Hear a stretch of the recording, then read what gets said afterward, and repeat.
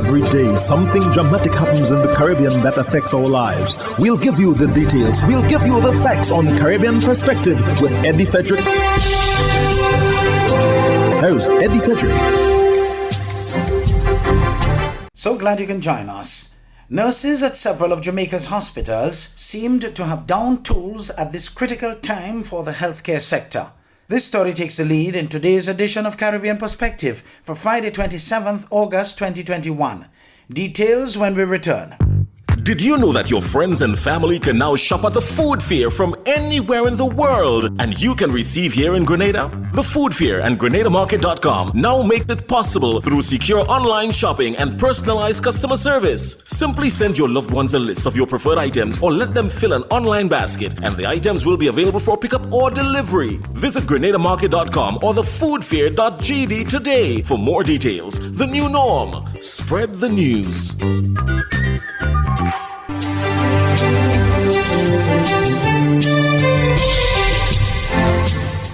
Welcome back. Reports are that nurses at several of Jamaica's hospitals have called in sick at a time when the COVID-19 cases surge in that country. More in this TVJ News item with Cody and Barrett. The lockdown has just been lifted and hospitals across the island are operating without some nurses this morning. Acting Regional Director for the Western Regional Health Authority, St. Andrade Sinclair, says while he's not of the view that they did not turn up because of the comment, he has been receiving reports. I'm just getting information that a couple of the nurses have called in this morning sick. About 40 at Cornwall Regional up to the time, and I'm seeing some report from St. Anne's Regional Hospital to my other colleague that she's getting reports of nurses calling in sick as well. While he still has not received any feedback from Falmouth and Savannah Lamar, he says some clinics and health centers are still operating at normal levels. Noel Home, it's sputtering. It's not that significant either.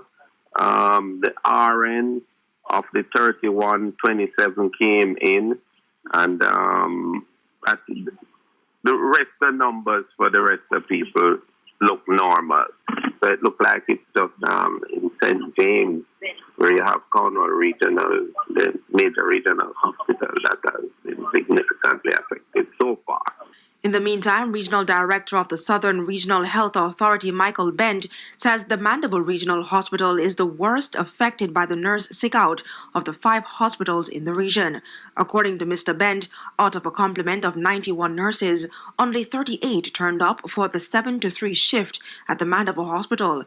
At Percy Junior Hospital, 24 of 35 nurses, while at Black River Hospital in St. Elizabeth, the majority of nurses are at work. 34 of 36 signed in for duty, and over in Clarendon at the Mapen Hospital, 30 of the 47 nurses turned up, while the full complement of 19 nurses reported for duty at the Lionel Town Hospital. 60% of nursing staff at the Princess Margaret Hospital in St. Thomas have called in sick. The management of some hospitals are in meetings trying to decide the best way forward, while others say it's still too early to determine whether their service will be affected. Cody and Barrett, TVJ News. Meanwhile, Jamaica's Ministry of National Security has dismissed claims that prison inmates are being neglected in the national vaccination drive. Last week, the attorney representing incarcerated DJ Vibes Cartel said his client, along with other prisoners, are vulnerable and are being left behind, noting that his client is willing to be vaccinated.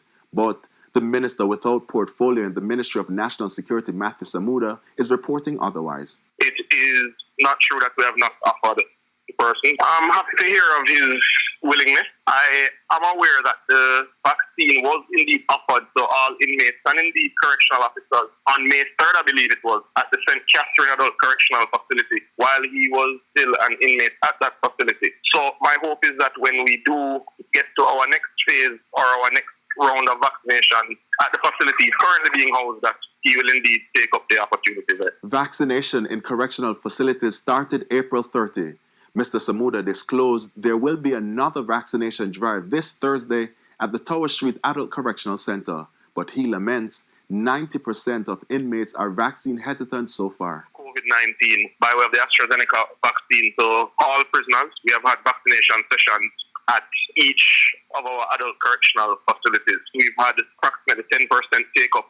Coming this Thursday, we actually have yet another session at the Tower Street Adult Correctional, which is our largest facility, and we continue to move around, engaging with the parish health authorities to ensure that we're able to offer the service as per standard. Over in Trinidad, that country's Prime Minister Dr. Keith Rowley piloted the motion for a second 3-month extension of the state of emergency. He said it is key to preventing the congregation of people at night. The opposition leader is questioning whether a second extension of the SOE will make any difference to the COVID situation in Trinidad and Tobago. TV6's Jewel Brown reports. Prime Minister Dr. Keith Rowley piloted the government's motion in the House of Representatives for a second 3-month extension to the state of emergency. We are operating the economy almost in its fullness, but from a level of infection that is not at its lowest, and we have to be particularly careful that that thing that helps the virus to spread does not have its way. And Madam Speaker, that is why today we are here asking for an extension in the state of emergency so as to allow us to encourage the population through force of law to not congregate during the night. Several sectors of the economy that had been closed when a lockdown of much of the economy began on April 30th and when the SOE commenced on May 15th have since reopened. Notwithstanding any inconvenience now, notwithstanding any loss that we're going through now, notwithstanding any tiredness that we're going through now with COVID-19, the last thing we want is to be in a position where we are being called upon to lock this country down again to save lives, and Madam Speaker. And there are those who see lives and livelihoods as one and the same, Madam Speaker. I don't. I see lives first and livelihoods after. Under the Constitution, the state of emergency had an initial 15-day lifespan until May 30th. The SOE was extended for a period of 3 months from May 30th to August 30th by way of a motion approved by the House of Representatives via the government's majority on May 24th. The Constitution allows a second extension of the state of emergency via the government's majority in the lower house. The SOE includes a 9 p.m. to 5 a.m. curfew. There's nothing preventing people during the daytime from 5 o'clock to 9 o'clock, whether it is business or social. The normal day is there. What is being restricted and what is intended to be restricted is the nocturnal activities, largely socialization at nights, even among families, Madam Speaker. We want to discourage that for a little while longer. Opposition leader Kamna Prasad Basesa was not the first, but the last opposition MP to contribute to the debate on the second extension of the SOE. I do think that the first state of emergency, the first extension after the proclamation when we came to Parliament in May, I do honestly believe that it might have been reasonably justifiable then. It might have been then. But 3 months later, we have seen no shifting in the results. We've seen nothing from the numbers of the deaths and the numbers of cases and so on said continue to climb. I believe even this under the SOE, we have had more cases and more deaths than we had in the whole of the last year. And the opposition leader also responded to references made by the government about the state of emergency that occurred during the People's Partnership Administration she led. The reasons for the SOE, we came into Parliament, was debated in the Parliament. You have all the evidence on the public record, in the newspapers and so on. So let's not go back 11 years. Maybe that's why you are there and I'm on this side. Maybe that's one of the reasons, because you felt something went wrong. But we came to this Parliament, we debated the SOE, and the reasons were stated in the proclamation itself and during the course of that debate. Jewel Brown, TV6 News. The hurricane season is now upon us, so we as Caribbean people need to remember to think safety and be prepared. Avoid venturing outside during a storm or hurricane, especially if there are strong winds. Rooftops and other debris are often blown about and can cause great damage.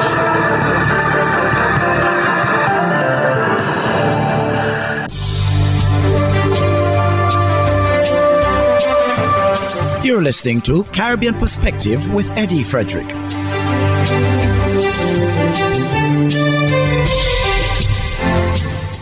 Trinidad and Tobago's President Paula May Weeks got caught up in a social media firestorm on Wednesday. It all stemmed from an online error by a hospital in New York City. The president is setting the record straight.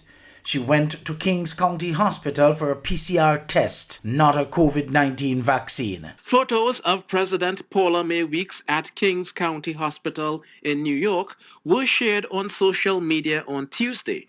By Wednesday morning, the hospital's social media posts were being shared at a rapid pace. It came to my attention on arrival at Piarco that there had been something of a firestorm, I suppose you can call it, out of the issue of a tweet issued by the Kings County Hospital in New York. The tweet said the Brooklyn Hospital welcomed President Weeks to receive the COVID-19 vaccine. This sparked questions as the Office of the President previously said President Weeks had already taken both doses of the AstraZeneca COVID-19 vaccine in TNT. On Wednesday, the President called a news conference to set the record straight. On Monday this week, the 23rd, the hospital was very kind to accommodate me and 2 other members of the Office of President staff who traveled with me to have our PCR test done so that we could comply with the rules and regulations of re-entry into the country. The hospital's initial social media posts have since been deleted, and a correction was posted saying it was an error and confirmed the president was there for a COVID-19 test. I have had no other vaccine, booster or otherwise, nor has any other vaccine been suggested to me to take. So please let me make it clear, I had no vaccination in New York, and what I did was the PCR test.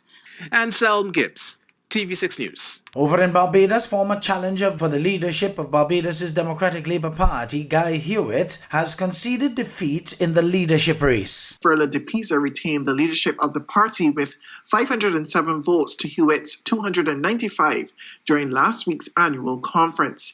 He says that his political future is now uncertain. At this moment, I can't speak definitively, for just as the Spirit bade me go Good Friday last, I will continue to walk by faith, not by sight. However, know that in the short term, I have some personal matters to attend to, and during this period, I will be modulating my statements on matters of national concern so as to allow the DLP leadership to speak with a single voice, and I expect energized and amplified voice on the vision and strategy that they have for us as a party and a country. However, I assure you that I remain committed to our nation and the Democratic Labour Party, regardless of wherever I am or whatever I am doing. My heart and my head will always be with Barbados. Hubbard's big promotion is back. Live free for 1 year. Spend $50 or more in any Hubbard's department and receive a chance to win big prizes every month. Property or vehicle insurance for 1 year. Free internet, cable and data for 1 year. Free fuel for 1 year. Free cooking gas for 1 year. Free electricity for 1 year. Free drinks for 1 year. Extra cash account and the big free groceries for 1 year. Promotion runs from April 1st to September 30th, 2021. Live free for 1 year with Hubbard's in association with Solgas, Flow, Grenadian General Insurance, Carib Brewery, Coca-Cola, Grenada Bottling Company, Grenlec, Communal Cooperative Credit Union, Dutch Lady Milk, Promo, Danny and Supreme. Terms and conditions apply.